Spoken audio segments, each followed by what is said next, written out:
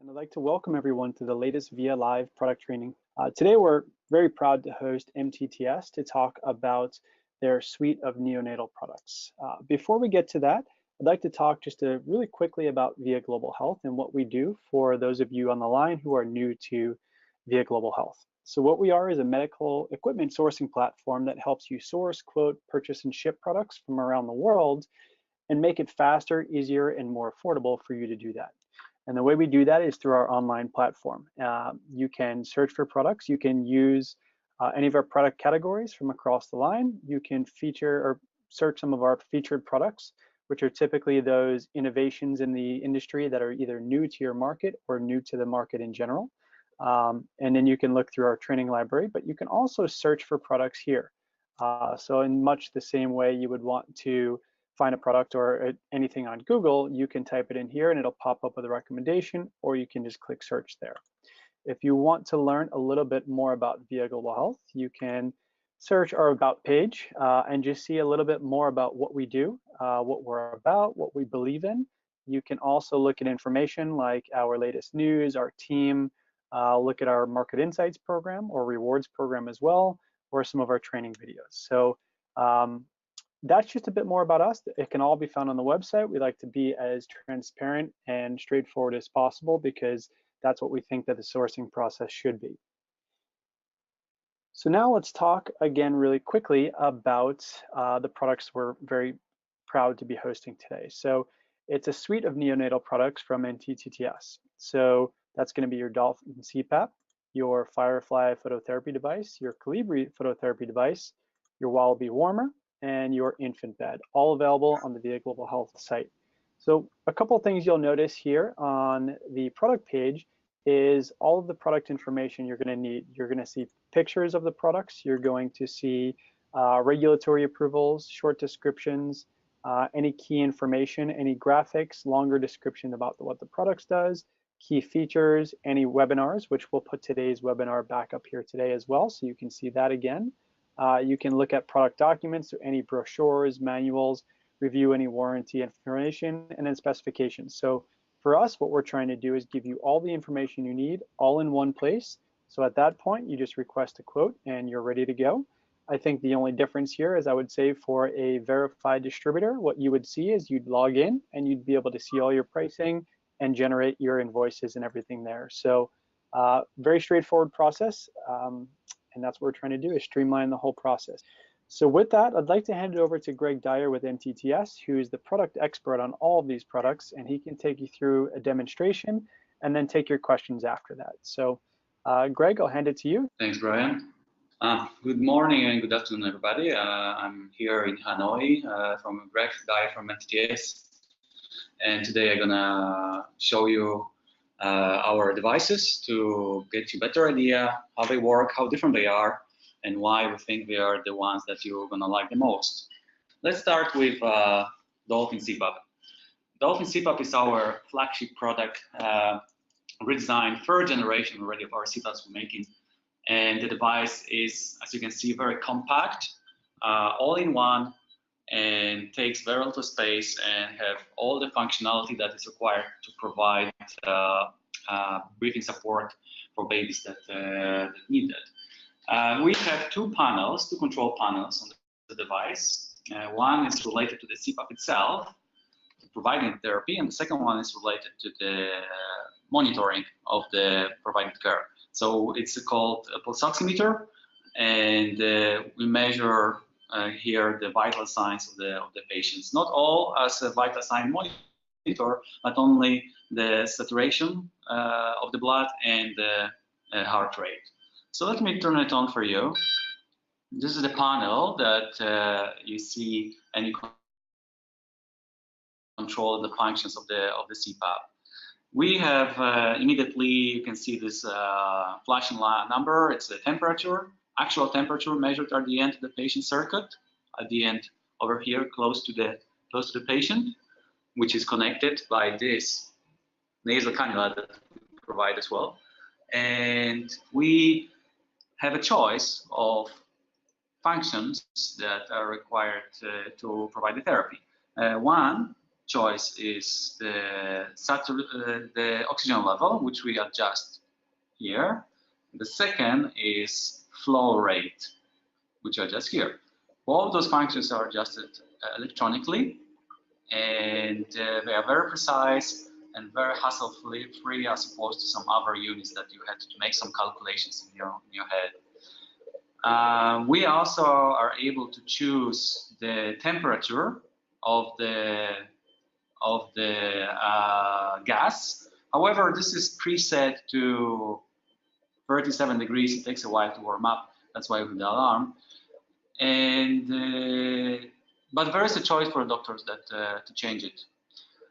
Also, we can choose the humidity, relative humidity, although also this is preset to be as close as possible to 100% relative humidity.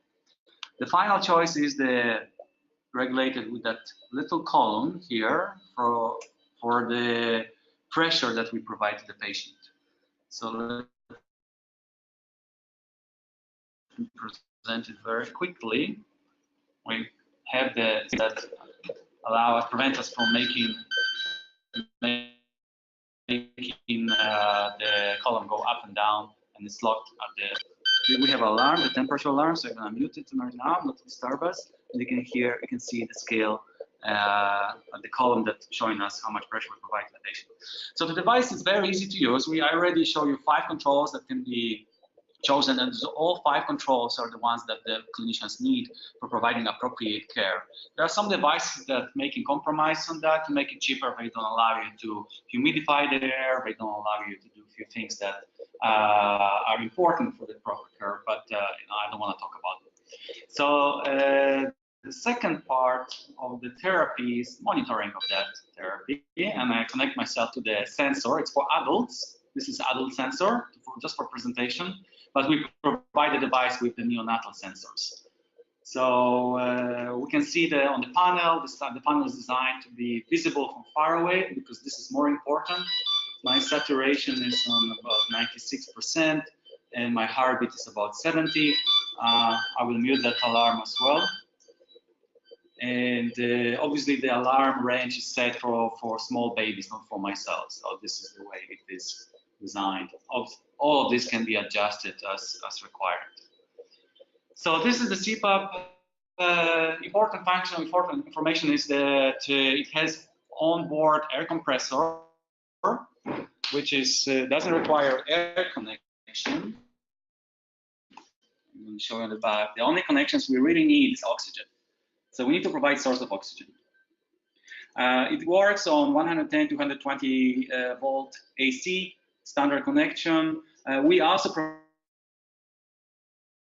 provide battery backup for those who need it. It's also very useful for locations that don't have it. It's a separate product, but you may need to know about it, that it's also possible. So as you can see, very compact, nice unit, easy to move around, doesn't take much space, and more importantly, very easy to operate.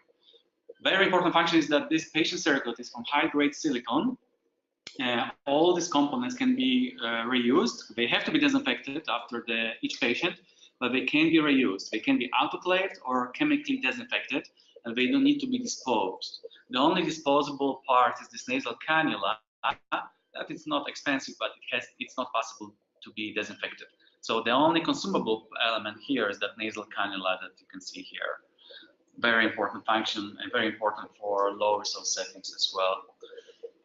So yeah, I try to be quick and start you off. I hope you have better idea about the devices, but now please free to ask questions. I think it's gonna be, I can be as precise as you want, as detailed as you want. So this is all very high level presentation. So can you talk a little bit about what the warranty you offer on your products? We offer a standard 1-year warranty for our products, and it's global coverage. Wherever it happens, we react in and servicing the device for free the way we want, usually with the assistance of our partners or people we have in place. And we do a lot of remote assistance these days, even very remote places, sub-Saharan Africa. And the good thing is about the device that they're really durable. There's not that much to break. There's no moving elements. There's a lot of things that are stable, and there are a few elements that is wearing off. And warranty doesn't cover the wearable parts. For example, patient circuit for CPAP is a wearable. It is expected to last for about 150 cycles of autoclaving, but as you can imagine, there are certain exclusions that cannot be part of the warranty service. And obviously, if the device breaks by heavy-handed people, somebody dropped on the first floor, then it's not included as well. Our warranty policy is definitely defined, is clearly defined when customer asks. But standard 1-year warranty. Great, that's perfect. Again, just a few questions related to the company itself. For your products across the full suite, are they all CE? Is there any other registration or regulatory approval that you have associated with any of your products?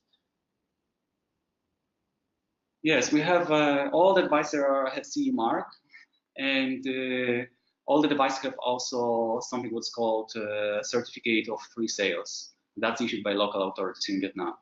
In addition to that, we have a number of registrations in other countries in Asia, mostly in Asia, to Indonesia, Malaysia, Singapore, Thailand, Philippines, and that's pretty much it. Okay. And then there's just a few about just where the products are actually manufactured and where they ship from. Mm-hmm. The products are manufactured here in Hanoi, next to the office I sit. We have the assembly plant. Obviously, most of the components come in, they are made for us in the factories around Vietnam, but also we importing the whole electronic. Every single electronic component is imported, mostly from Singapore, Malaysia, US, but we populate PCBs right here in Vietnam, and the devices are made and packed here in Vietnam, Hanoi.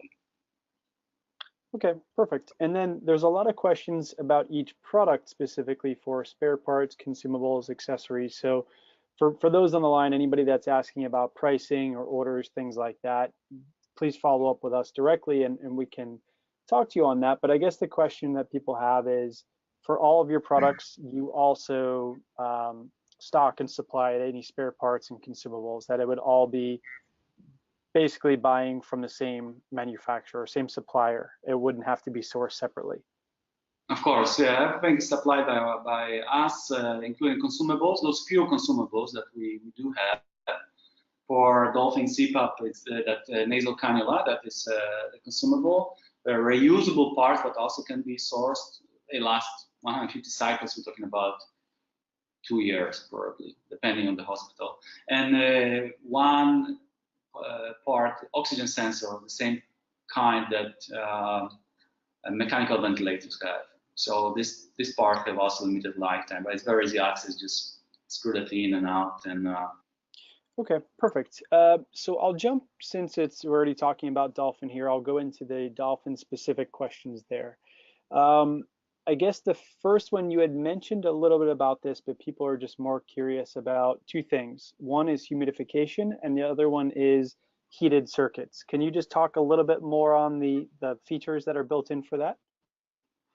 So yeah, these are two very important functions ignored by clinicians, and we know that there's a short that really allow children about proper heated gas, because they're really high things for higher infection. So here, the way we are doing that, this is the humidifier we do have, which is specifically designed for fast arrival on the set point, which is 100% of the humidity.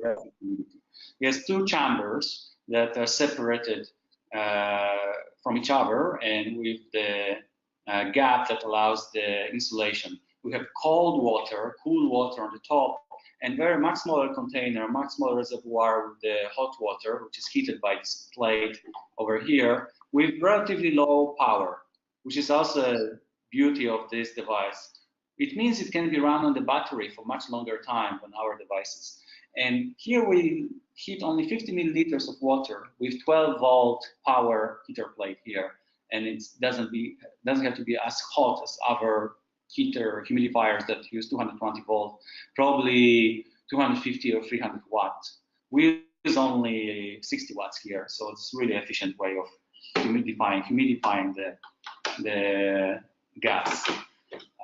Gas, I call it gas because it's already after the blend. The blender is inside, so we're blending the gas, air, and oxygen together. So when you reach that air to anything from 121 to 100%, and then we have the heater of the gas itself. Once it's humidified, we also have the heater.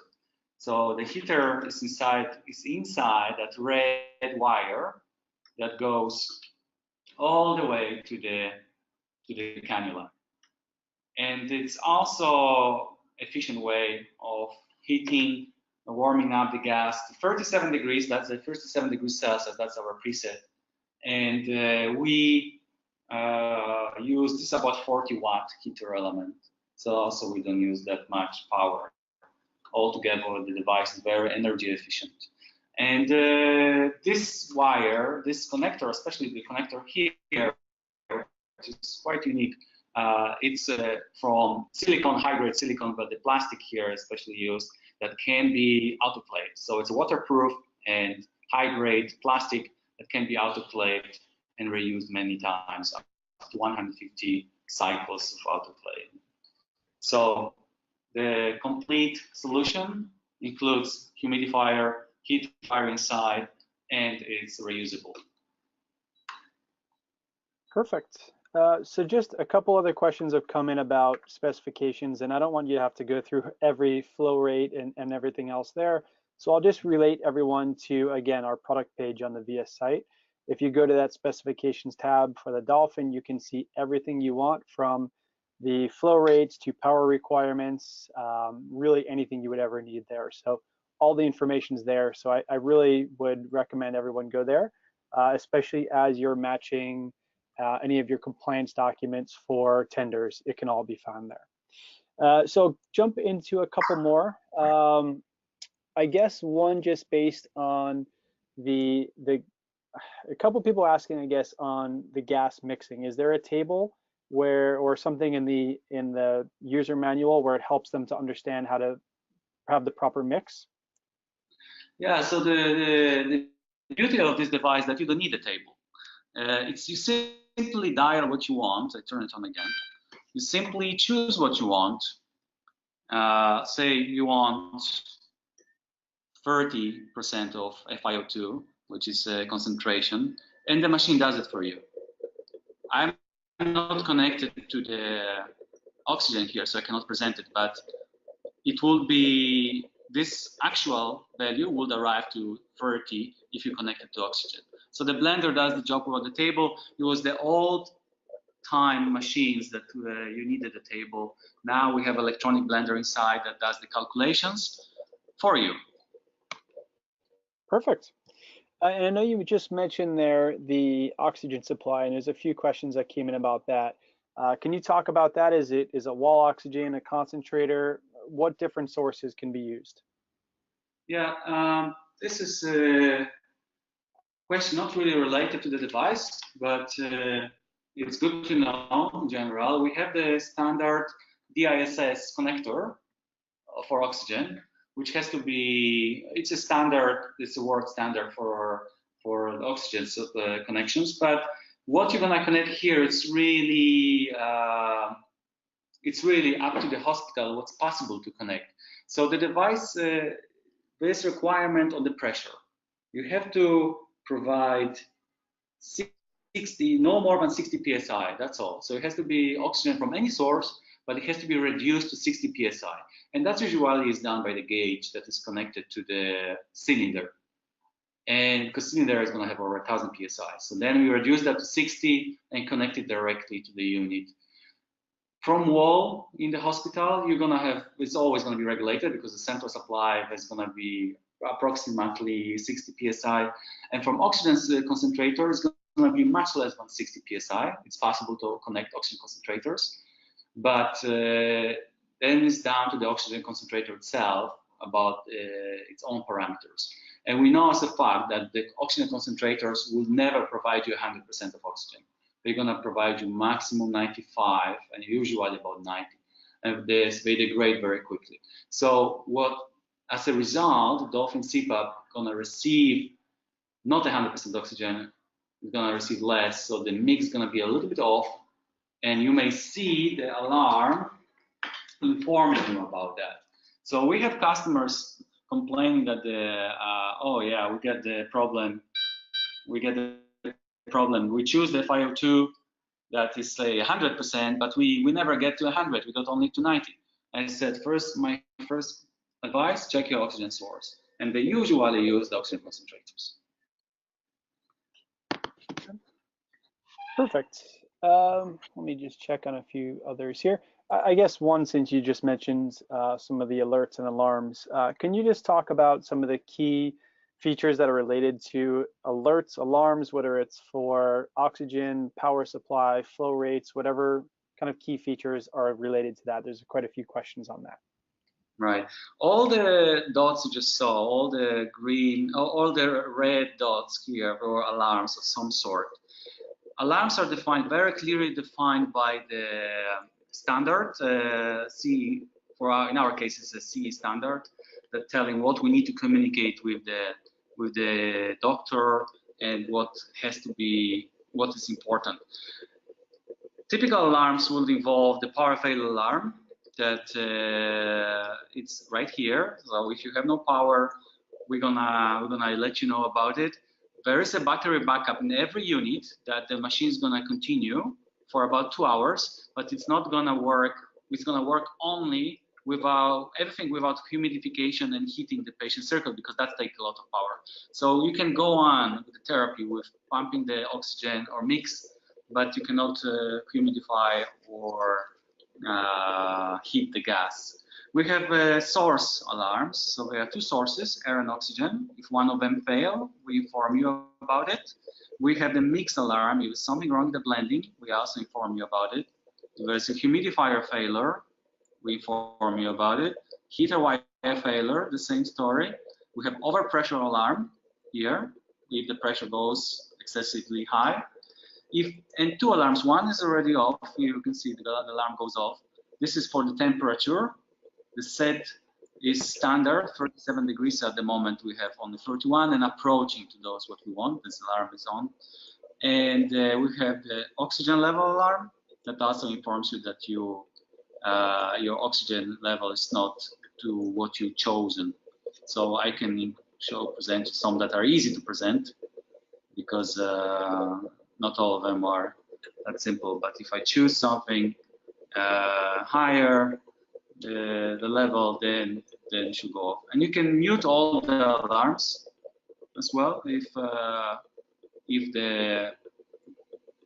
10 minutes. And all the alarms are fully active after 10 minutes of warm-up time, because it usually takes 10 minutes to stabilize the device and go to everything that you need. And I'm talking only about the control panel for the CPAP. The pulse oximeter has its own alarms, which are related to the sensor failure and the too high or too low measurements from the set points. Perfect. And then actually there's a couple questions on the pulse ox itself. Is that a standard feature, or is that an optional feature for the Dolphin? It is a standard feature, yes. This is integrated. It's not an option, it's not a module, it's an integrated device here. Perfect. And then is there a recommended maintenance schedule or frequency of maintenance? Yes, there is certain calibration required, and that's for oxygen sensor, and it's done once every 3 months, and it's done by the machine. You just have to activate it. So you need to refer to the user manual. You need to press a couple of buttons and do the self-calibration of the oxygen sensor. That's the most important. And other is just standard related to checking that hospital technician usually do, checking the device. So it's nothing that has to be authorized distributor or representative of MTTS, because everything is clearly described in the user manual. Most of the things are related to consumable wearable parts that are silicone and plastic parts that have to be checked if they're not falling apart after closer to the end of a useful life, and they will need to be replaced because they start, if there's a hole, there's a leak and the whole system doesn't work. So it's really pretty much after a year and a half that we look at replacing certain components. And first it's going to be oxygen sensor and the silicone parts that were enough. Perfect. And I only see one more question on Dolphin, so unless there's something else that comes in, the last question is just on the recommended size or age of the neonate that should be put on this device. Well, this is the clinical question, really. So there's no recommendation. We know that babies that are very sick go on the mechanical ventilation. The babies that cannot breathe spontaneously go on mechanical ventilation. The babies that can breathe spontaneously go on CPAP. They're just getting so tired that they will die otherwise. But so CPAP helps them to survive those less sick babies. Vast majority, but less sick babies. And there were babies that were tiny. They were like just above half a kilogram babies that survive using these machines. But usually these are bigger, stronger babies, premature. But there's this, I'm not even really a doctor to tell you about. Just what I saw in the hospitals from extensive experience. But this is really clinical questions. So don't keep me accountable for what I said. Okay, that's fair. I'll open it to you, Greg. Is there anything that maybe you were expecting a question on, but no one asked, and you wanted to let everyone know about any certain features or functionality?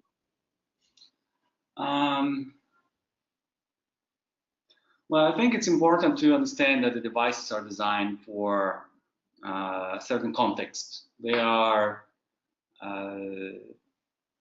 we know that where we are in Vietnam, but also in the places across Asia and other places, Asia and Africa, they are challenges, and they are related to the lack of staff, often lack of experience or enough training, and facilities themselves. So it's very important to understand that those devices should work in those places, and we will do everything to make them as independent from the sources as possible. So battery backups and problems like that. Nobody mentioned, nobody asked, but one important function of all the devices is the additional protection of the electrical circuits that we install in our devices. We have optional surge protectors that can be installed externally to even further protect the electronic circuits from the spikes up to 400 volts or even higher, depending on the configuration. So this one we really need to protect, because when the electronic fails, nobody can fix it in the hospital just by soldering or adding few components. This one has to be sent to us. But even if they fail, we use very standard, all our devices use standard power supplies that we are external. I will show it to you. We use this kind of external medical grade power supplies that are, even if they fail, we are able to deliver them quickly and not expensive to replace. Electrical safety is very important, but we know that the electrical infrastructure is very challenging in those places. So during our design process, we really were focusing to make sure that devices can be easily fixed as well. Not only